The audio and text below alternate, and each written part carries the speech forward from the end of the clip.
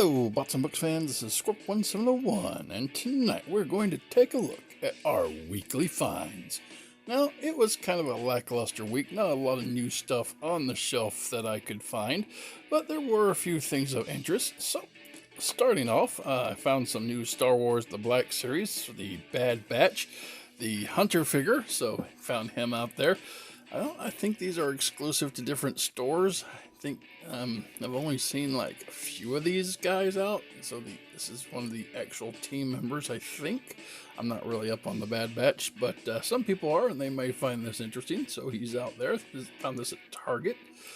And then I found the Elite Squad Troopers from the Bad Batch as well, so he was also out there. Going over to the electronics department, I found a Qfig Max figure. Now, we saw one of these last week when my wife found the Maleficent Dragon. This is one of the Batman Who Laughs. So taking a look at it a little closer, opening it up to the three-way, you have a picture of the sculpture right there. You have the Batman Who Laughs, and he has three little crow robins there and ha-ha-has, and it's just a creepy little thing. And as opposed to the little sign on the side saying known to cause joy in humans, this one says we know what scares you. Obviously, they changed up the box a little bit. Pretty nice artwork on it. Anyway, moving on, I did find this awesome The Falcon and Winter Soldier U.S. Agent pop. I thought it was okay, and I was tempted to get it. I just wanted it to look a little more like comic book U.S. Agent. Now, I know that's not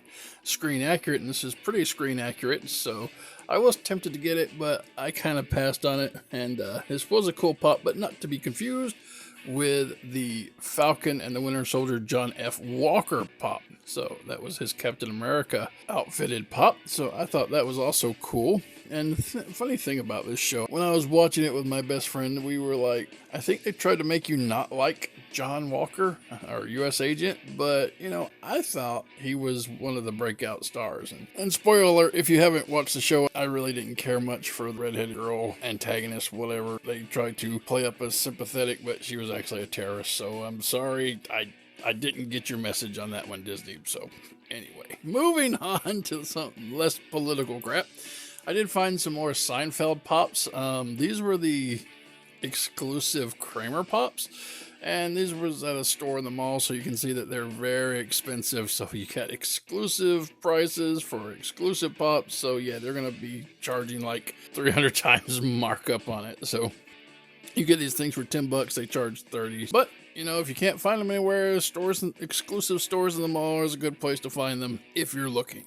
Cruising through Walmart, I found a set of the Boys pops. They were pretty neat, and I took special note of this Homelander pop with the red eyes. I'm like, hey, I've seen that pop before. It seems familiar, and sure enough, if you remember the first weekly finds, I saw him, and he was only a Target exclusive.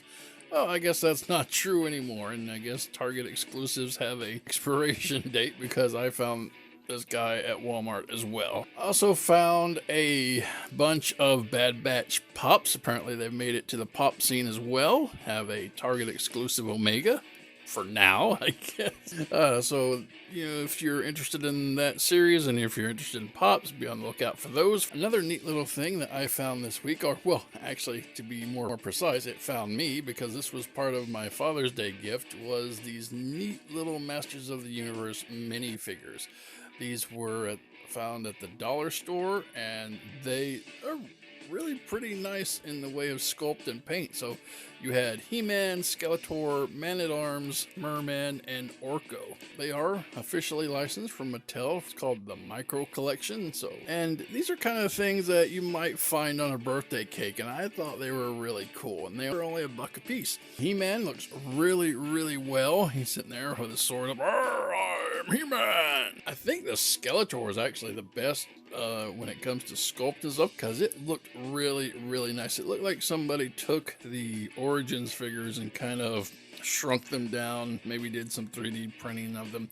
Did get a little paint smudge on Skeletor's hood there, but that's okay. Man-at-Arms looks pretty neat, got his little mustachio going on there, so that one's pretty cool. Merman, I kind of wish they had the Lords of Power Merman head, but you know what? He looks all right there, as it were. And finally, we have Orko, and you know, depending on your sensibilities, if you were to cut that little stand off of him, he might actually make a pretty much 1-to-1 scale Orko for your Origins collections. I don't know. I'll have to look at that.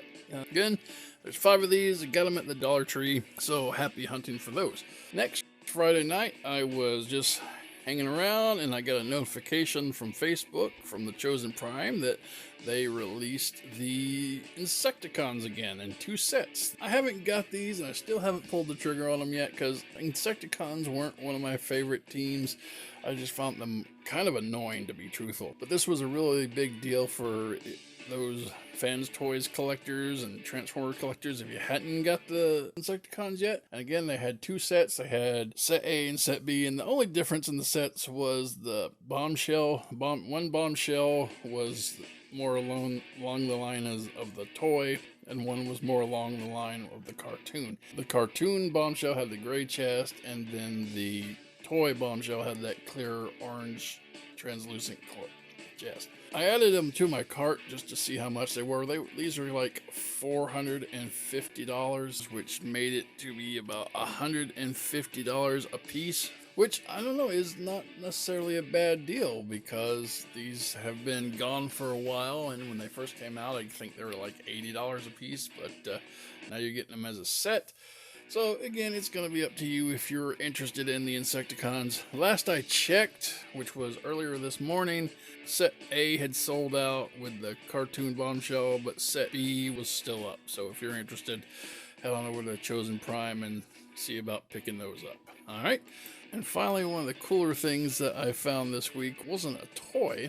It was this DC Universe movie, Batman The Long Halloween Part 1. Now, I loved this storyline when it came out. It was like a big, huge event. It came out for the entire year. Tim Sale and Jeff Loeb were the team on it, and it was great. And then they had a sequel follow-up called Dark Victory, which was really cool too. But this was the one that started it off, and I haven't picked this up.